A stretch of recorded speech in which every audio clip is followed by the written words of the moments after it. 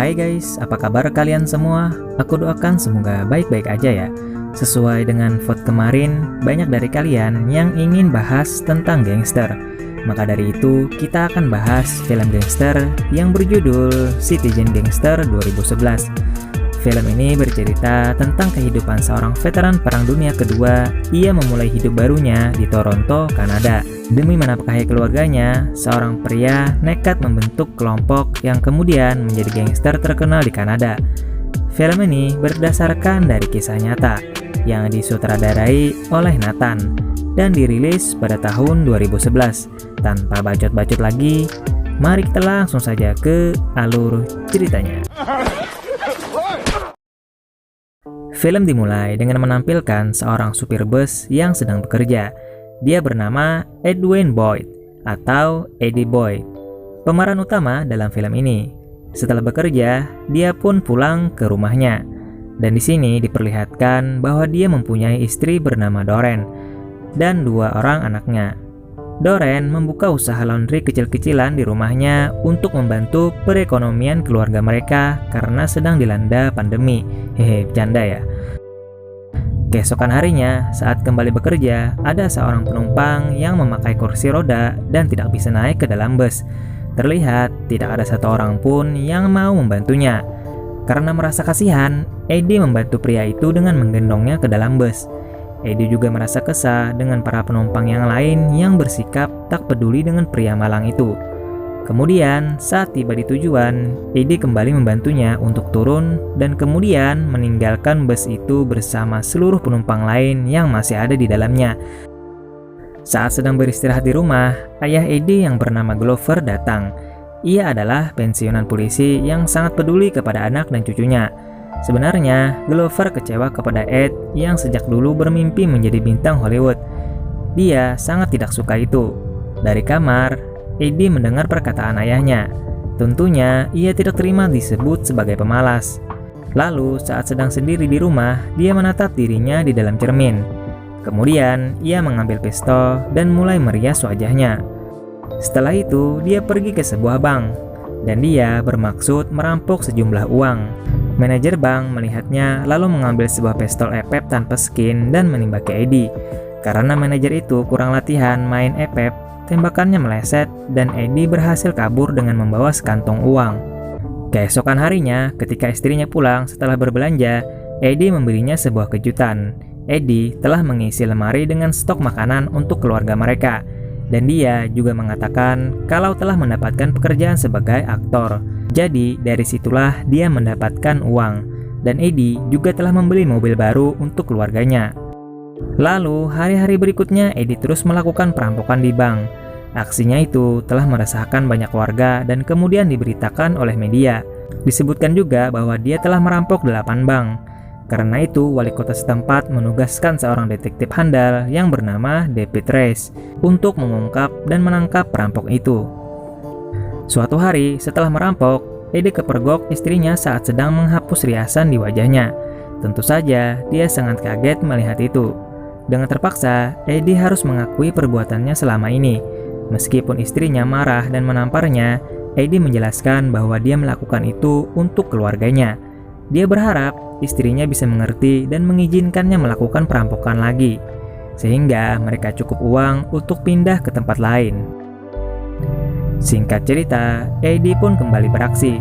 Namun, kali ini dia tertangkap oleh polisi. Ternyata, detektif David Reyes telah menjalankan tugasnya dengan baik. Lalu, Eddie dijebloskan ke dalam penjara. Di sana, dia sempat diganggu oleh tahanan lain. Lalu, seorang pria menyerangnya. Eddie berhasil melawannya dan mencekik leher pria itu hingga dia menyerah.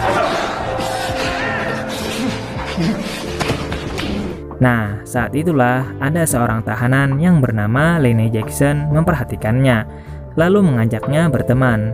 Di sana, Lenny juga berteman dengan Willie Jackson. Kemudian, Lenny mulai bercerita bahwa dia juga adalah seorang perampok bank. Dia sudah berada di penjara itu selama 5 tahun. Dan dia juga menunjukkan salah satu kakinya yang harus diamputasi akibat aksi terakhir saat merampok. Dia kemudian menggunakan kaki palsu agar bisa berjalan. Saat itu, Lenny menunjukkan sebuah benda yang akan mereka gunakan untuk kabur dari penjara. dia mengajak Eddie untuk ikut bergabung dengan mereka. Tentu saja, Eddie pun berminat dan setuju dengan ajakannya. Lalu, mereka pun kabur melepaskan diri dari sana. Sementara itu, teman mereka yang bernama Val Kojak telah menunggu dan kemudian menjemput mereka di luar penjara. Setelah itu, mereka pergi ke rumah Mary Maisel, yaitu selingkuhan dari Val. Malam itu, Eddie mengajak teman-teman barunya untuk kembali merampok sebuah bank yang sudah pernah dirampoknya. Mereka semua pun setuju, lalu menghabiskan malam itu dengan bersenang-senang. Lalu, keesokan harinya, mereka mulai beraksi. Bisa dibilang ya, kelompok ini sangat nekat dan barbar. Mereka merampok tanpa menutupi wajahnya. Setelah perampokan itu, media setempat kembali memberitakannya. Media menyebut kelompok mereka sebagai Gang Boy, sesuai nama Edwin Boyd. Eddie kemudian pulang untuk menjumpai istrinya. Meskipun senang dengan kepulangannya, Doreen sebagai istri takut jika polisi mengejar mereka. Dia meminta Eddie agar membawa mereka pergi sejauh mungkin dari kota itu. Tetapi saat ini Eddie masih ingin merampok beberapa bank lagi, karena dia sudah mempunyai anggota geng yang akan membantunya. Malam itu, mereka kembali bersenang-senang. Lalu dalam kesempatan itu, Lainey berlutut dan melamar kekasihnya yang bernama Anne Robert. Kemudian, mereka berencana menikah di Montreal, Paris. Sementara itu, detektif David mendatangi rumah Eddie. Akan tetapi, ayahnya tidak mengetahui apapun. Dia menyadari bahwa anaknya seorang kriminal. Tetapi, meskipun tidak mempunyai hubungan yang baik dengan Eddie, ayahnya masih menyayangi anaknya itu. Suatu hari, Eddie dan anggotanya kembali beraksi. Dia sangat menikmati aksi merampoknya. Bahkan saat naik ke atas meja, Eddie menari-nari lalu dengan bangga memperkenalkan nama kelompoknya, yaitu Gangster Boy.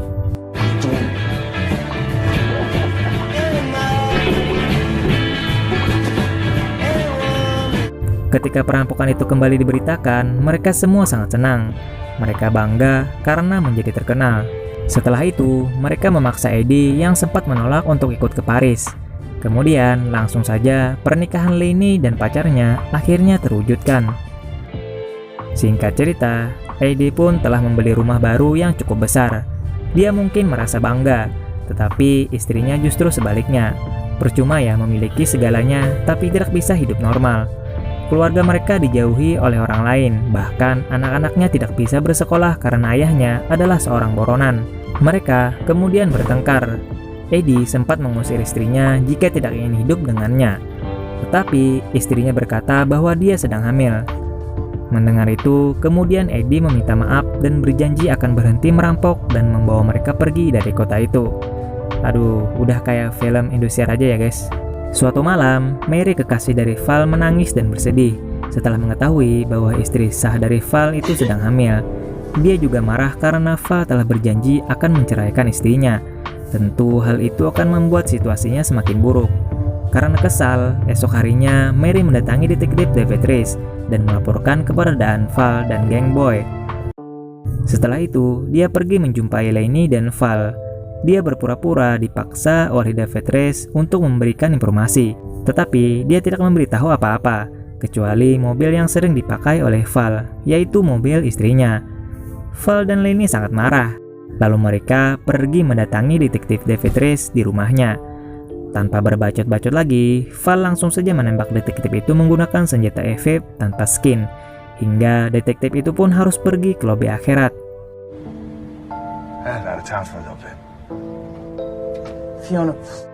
Lalu, saat berada di tempat persembunyiannya, Val dan Lainey digerebek oleh polisi. Mereka sempat saling tembak-menembak beradu senjata EVP. Namun, mereka berdua terluka dan akhirnya berhasil diamankan. Selanjutnya, Well yang sedang berjalan dengan dua orang wanita juga ditangkap dan dihajar oleh polisi.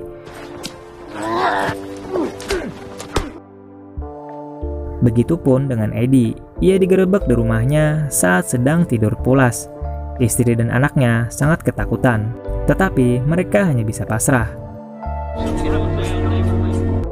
Saat tiba di penjara, di sana sudah ada semua anggota gengnya.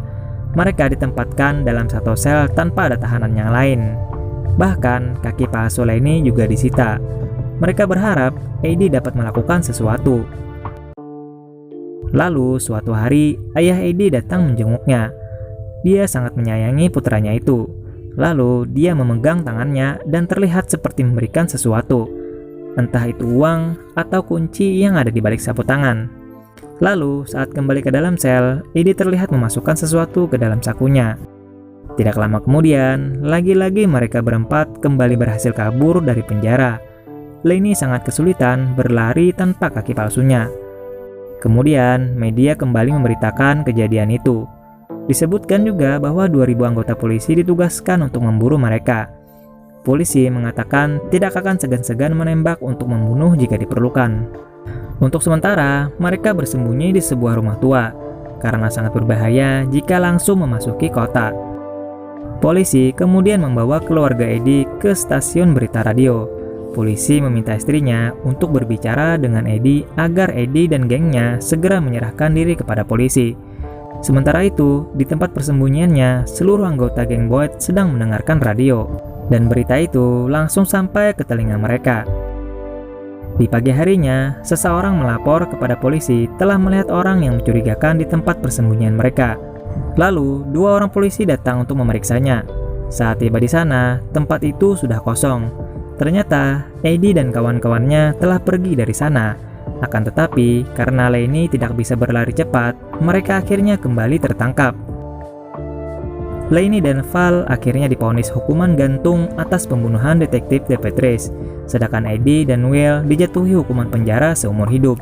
Doreen sangat sedih karena setelah sidang pun dia tidak diperbolehkan bertemu suaminya itu. Lalu, mereka menjalani hukumannya masing-masing.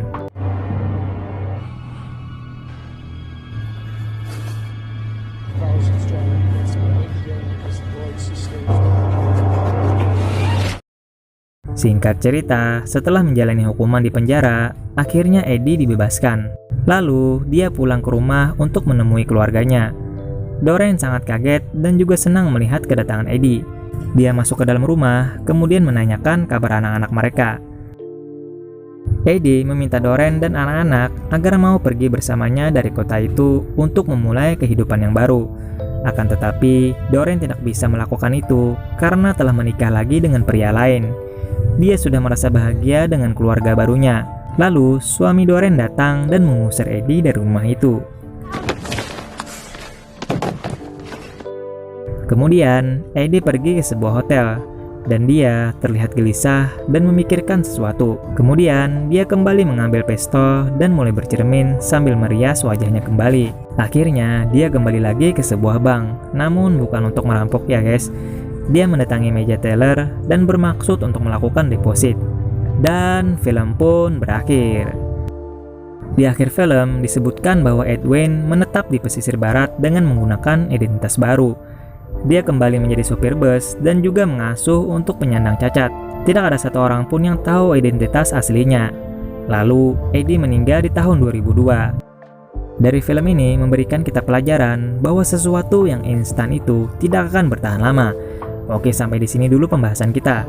Tekan like kalau kalian suka. Sampai bertemu lagi di next video. Bye-bye.